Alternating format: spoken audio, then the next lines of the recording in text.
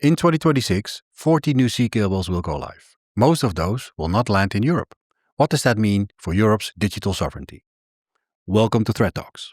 Welcome to Threat Talks. Let's delve deep into the dynamic world of cybersecurity. Last time we covered a lot about the technology of sea cables and why sea cables are important in our infrastructure. This time we'll go more into why it matters. What does it matter to Europe? What does it matter to the Netherlands? What about sovereignty? We're here with Ernst Noorman, Cyber Ambassador at Large for the Netherlands and member of the ITU Advisory Board for subsea cables, subsea infrastructure.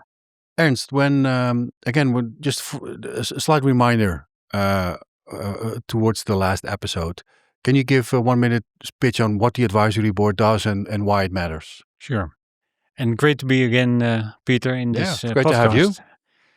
And talk about this interesting topic, and indeed deserves more talk about it. But the Advisory Body on Submarine Cable Resilience touches on three main topics. That is on the threats, what is threatening the resilience of the cables, how to repair it more efficiently and more effectively, and how to ensure more redundancy and connectivity around the world. Okay, and it's relatively new, right? It started in 2024. But it has also a limited mandate of only 2 years. Okay. And why is that? It's just gave a task, come up with recommendations for the ITU members, the oldest international organization in the world, by the way. Give a recommendation on this submarine cable resilience and come out with a report. And once the report is there will be discussion maybe on the future, how to give a follow-up, how to monitor this report. But the mandate right now is for 2 years. And it's also about the sense of urgency, I guess, then, because, they want to have that report fast. Okay.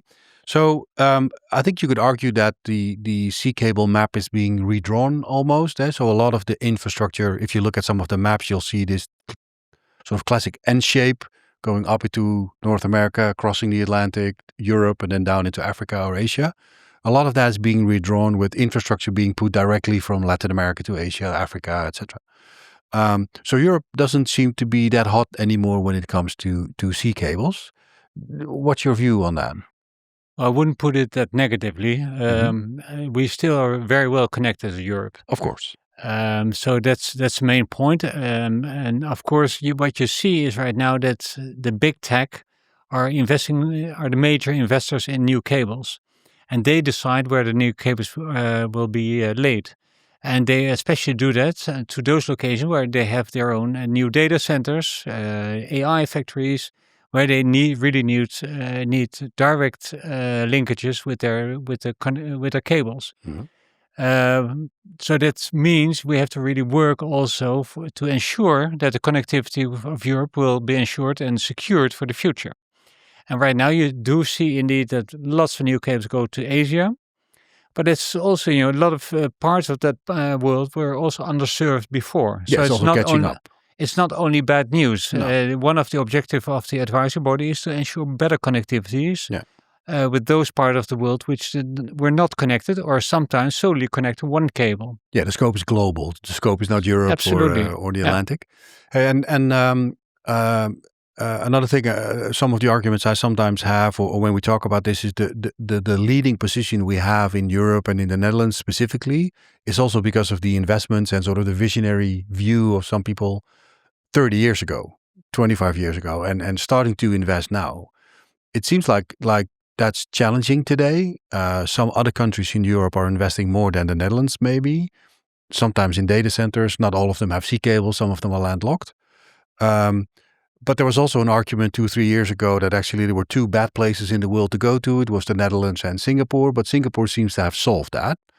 And Netherlands maybe not. So can we talk about, what does that mean for Singapore, or what does it mean for the Netherlands? Because on the one hand you say, well, it's actually a good thing, some of these countries being a little bit behind, underserved, coming up. But should I be worried as a Dutch person or European about this development in the digital space? Of course, you as responsible for AMS-IX, you want to be. I'm trying. You're trying hard to be as connected as well connected as possible. So I fully understand.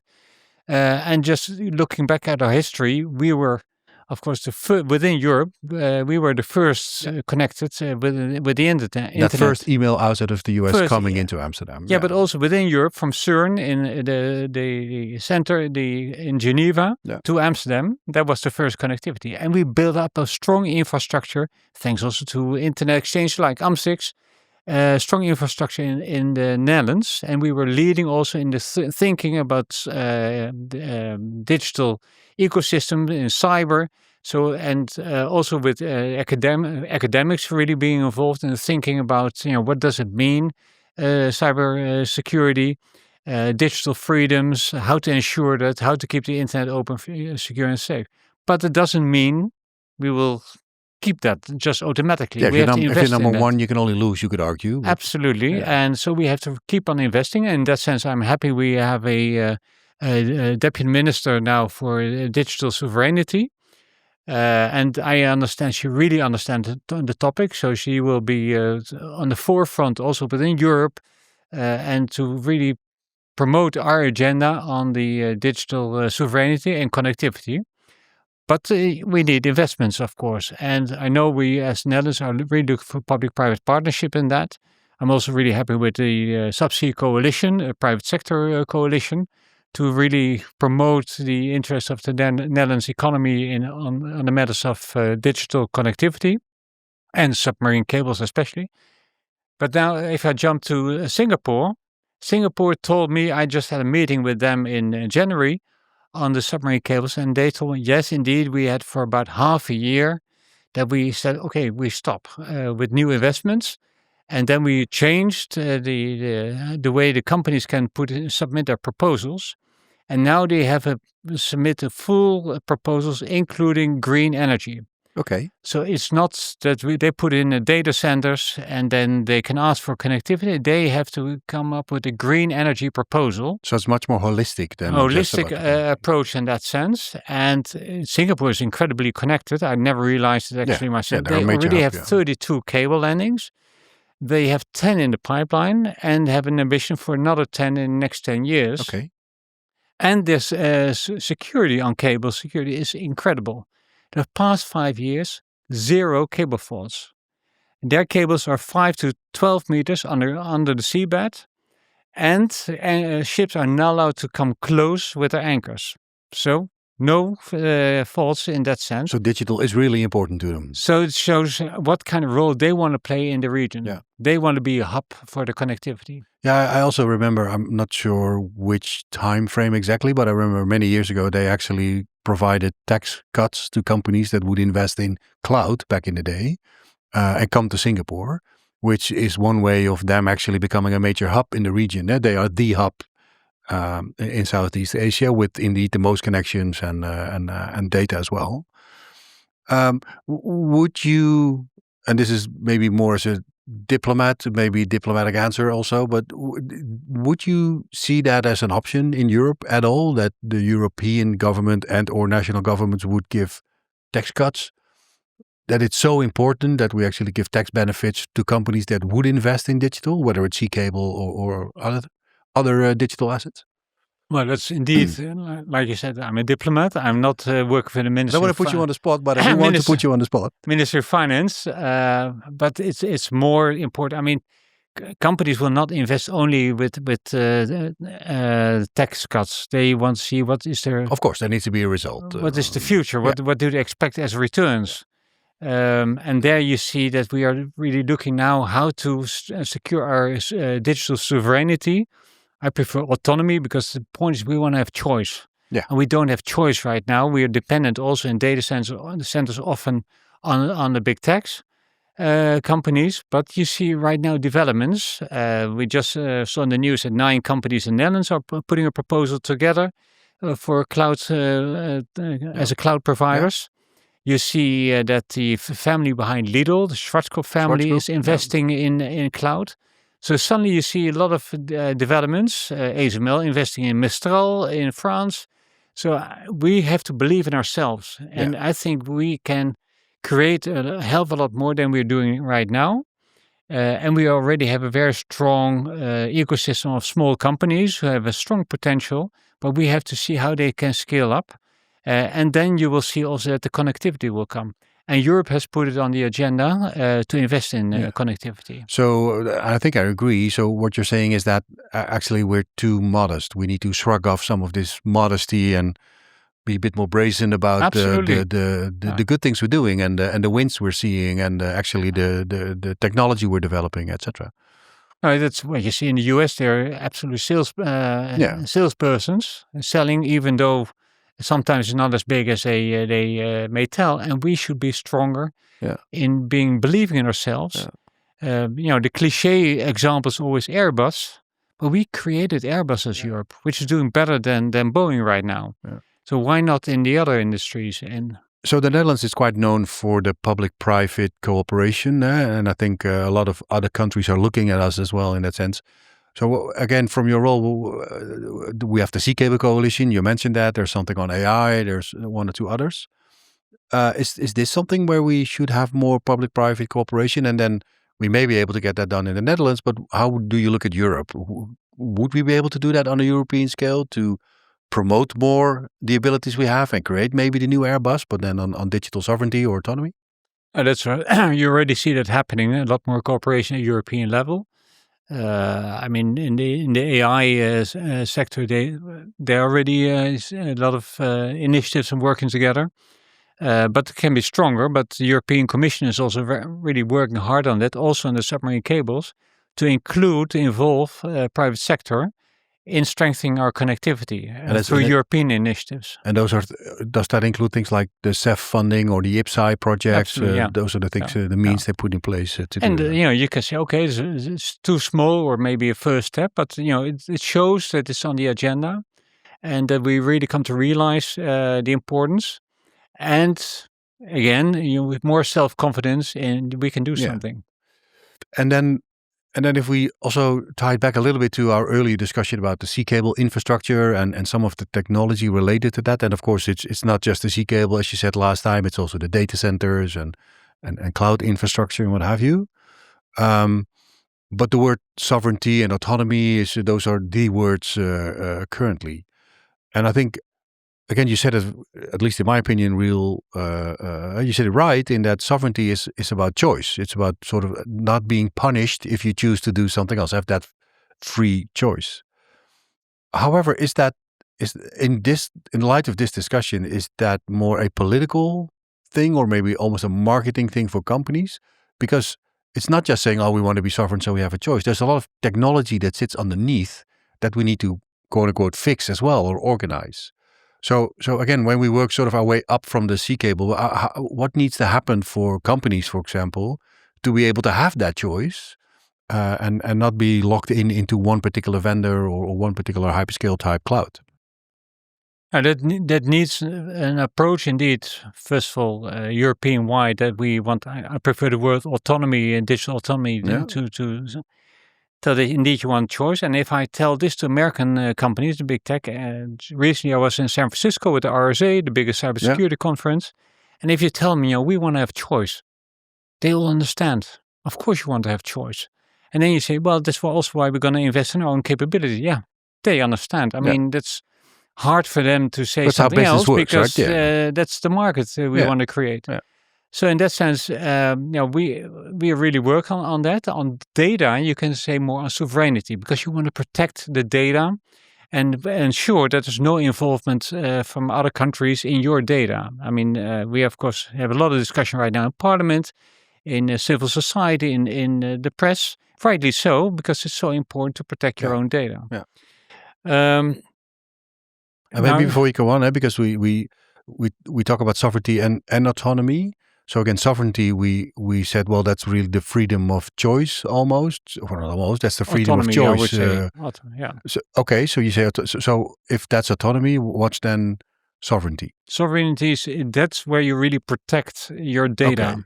Okay. And you want to have actually control over your data and not have the threat that another country can take over the control of your data. Okay. It's funny because I would actually flip that. I would personally say sovereignty is about I have a sovereign choice to make. I'm independent, but it's that's why it's important to have these types of discussions to agree on what it actually is. I prefer.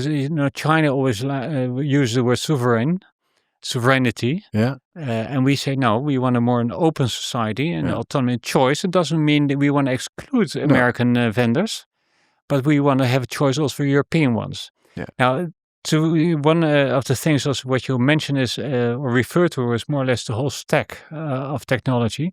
We will never be able on the short term or the midterm to control the whole stack in Europe.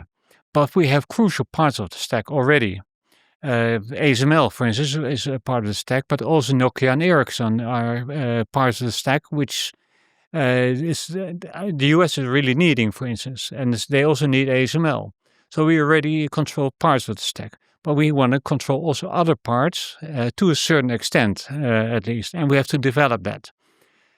So in that sense, we have to invest in other parts of the whole stack to at least be stronger in our options towards other market forces. And then, well, we're both Dutch, and internationally we're also seen as cheap. Therefore, we always want the lowest price.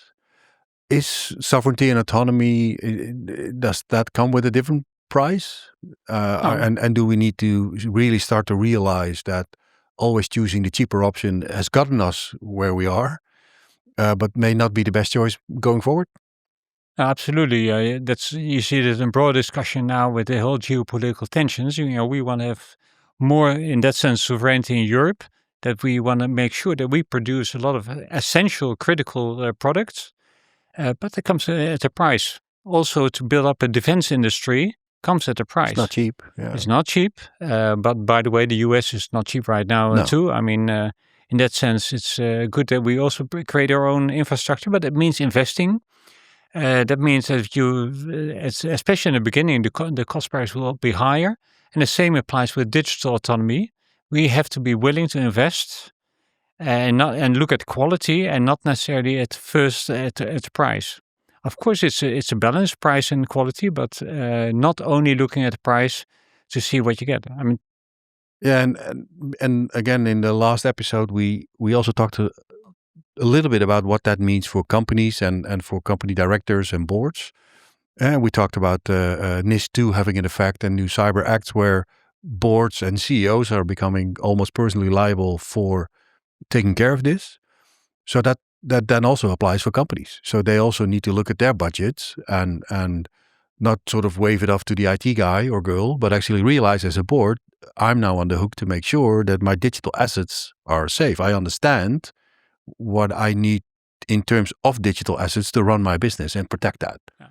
And to add on that, we also right now implementing the Cyber Resilience Act.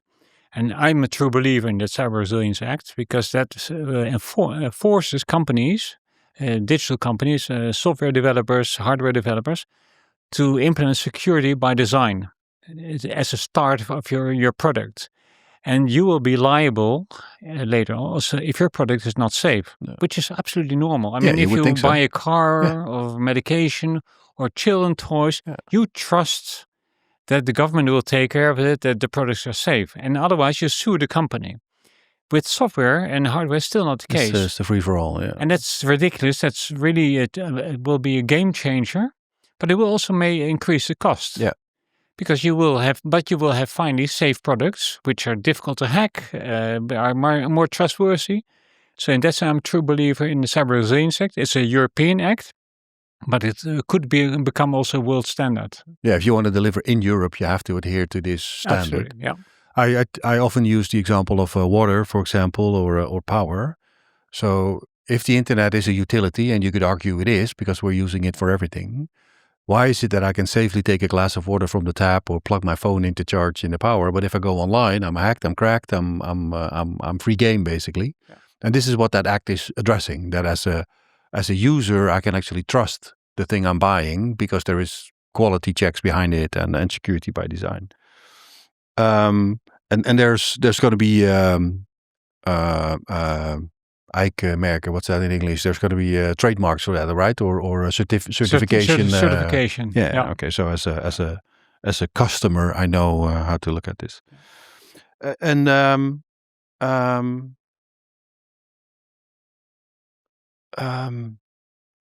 Again, we so how what would how do I do that as a board or as a CEO? So how do I'm privileged in that I'm in this business, so I know a little bit about the technology. I've got a team of people that understand everything and anything about that. If I'm a consultancy company or a bank and I'm a company director in such an organization, how do I go about talking to my security people or my tech people and asking the right questions? Do you have any view on that? Yeah, this a topic we discuss in the Cybersecurity Council is our National Council on Cybersecurity. By the way, also public, private, and academics in the council. There we discuss, how the cybersecurity law is advancing, the annual progress report on our national cybersecurity policy, but also what to recommend to society or the government on cybersecurity issues. And one of the important publications we have is a manual for CEOs, for the boards, for secretary generals on how to deal with the cybersecurity law. And what should I ask you as a CISO to know if the CISO is in control or not? Right now, most CEOs do not have a clue what to ask. And of course, you are not the target for this. You're not the target audience because I'm not the target audience, but I am a target given you're a the target, business but you're we're not in. target audience for this manual because I believe you know how to what are the right questions. I hope so. Yeah. But this is really to help, and I've heard already a number of companies who said this was so useful, and they organized a training. So the external party being involved to give a training to the whole C-suite to how to deal with this new cybersecurity law. And they said that the manual really helped with that. Okay. And then again, we touched on it a little bit earlier, but so the risk I think the risk still is that it's becoming a bit of a legal discussion. Right, it's a little bit like maybe an ISO certification, sort of ticking the box that I'm following the process and I can demonstrate I'm doing that. Would that be enough, or is digital different in that it is also technology, and you also need to do your patching, and you need to make sure the configuration is done correctly, and maybe you need companies like Nord onto it to help with scanning or defending or etc. So again, it's I get the manual, but how deep do you need to go as a board member? No, it's a good point. It's not just about compliance, and then I've ticked all the boxes, and I ask my CISO every 3 months, every quarter, the questions, and I'm satisfied. No, that doesn't mean you're in control. The control is that you really have a discussion on what's the situation right now, what kind of risks do we run as organizations, what has happened over the past months. Can you give a bit of details? How did you solve it? Do you have the right staff? So really a conversation between the board and the CISO instead of just ticking the box, because that doesn't help. So it's really about enabling the CISO to actually be in control of the cyber. And if we reverse that, so maybe some people in the audience are actually either reporting to the CISO or working hard to keep the company safe. What would be an advice you would have for them? What type of questions would they have to raise other than give me more money because it's more important? What type of, do you have any advice for them? How do you manage this up to your board? And how for the CISO to discuss with the board? Yeah, or people that work for the CISO, whether it's a security engineer or an InfoSec officer, or how do they manage it up? How do they make sure the board understands this is important? Well, first of all, I hope and trust that the CISO has regular meetings with its own staff. Of course. And that the priorities are clearly on the table. You have to be careful that you do not always come up only with, I need more money. Yeah. Because the marketing department will say, I need more money, or human resources department, etc. So you have to make very clear what you've done and what is needed for the organization. And you invite also your technical staff, for instance, in the meeting. And that gives ownership of both sides, for the board, but also the technical staff, that they can present also how they have been involved in certain cases. The CISO can't, in big organizations, can't do everything. So they have also team members who can much better explain what has happened, what is needed for a solution, what is the quality of the staff being involved. So to have a true conversation, that's important. So if I'm hearing you correctly, so I'm sort of testing a little bit because it's complicated stuff. The technology is really complicated. There's a lot of law and regulation flowing through it as well. There's accountabilities, and so that's why I think there is a real risk of it becoming more of a legal discussion than actually the technical discussion we need to have.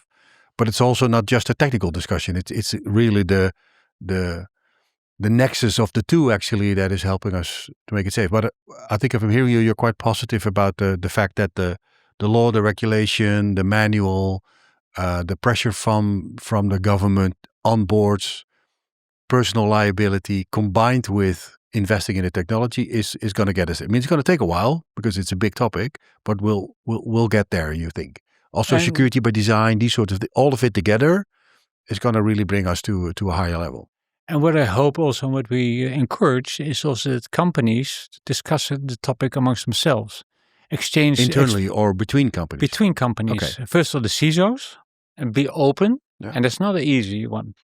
Because I've been giving presentations to rooms with 150, 200 cyber experts, and then I ask, who's been involved or in the company with a hack in the past 2 years? Well, maybe 3 hands were going up very hesitantly, and it can't be true. No, many more. I mean, then you get the cliche: you're hacked. You know you're hacked, or you don't know that you're hacked. Yeah. But it's so important to exchange with each other experiences because you can learn from each other. You can be more open about it. How do you deal with it? But it also applies to CEOs. Yeah. And that's why you also have Cyclotron, initiative for the mature companies to exchange information on what's happening on the internet, what kind of threats are there, and how to deal with that. And this is under the NCEC, right? The Cyclotron program. Yeah.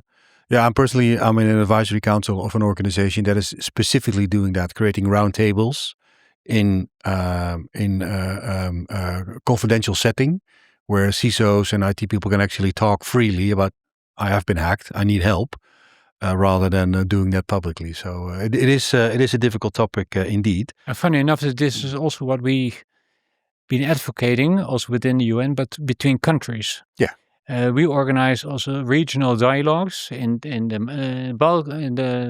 Balkan country, Western Balkan, the ASEAN, in the Southern Africa, to ensure that people get to know each other and know how to find each other's help, to get each other's help. Because also in the country, at third level, often it helps if you can call your neighbor. Can you help? Do you have someone to come over to help me because you had a similar issue? Yeah. So it's not only, it goes up to national level actually that you have to help each other. And is there something we could potentially share with the audience, maybe some links or documents that talk about this and they can get some inspiration from to start thinking about this themselves other than the manual? Is there stuff that can, like I said, inspire them? I will have to think about it because it doesn't come out because these conversations at regional level are, of course, in a more or less confidential and setting. Government setting, not so much private it's setting. part of our capacity building in different regions. Yeah. But you can also look at the UN where we discuss on the responsible state behavior, that one of the norms is also that you help each other in strengthening each other's capacity, but also in case of incidents. Okay. And similar but different topic, back to Singapore. So you said Singapore they solved the problem. They had a short window of where it was crunched. They solved it. Was it all government based, or was it also a public-private type cooperation where they got new sea cables in, resolved some of the power issues?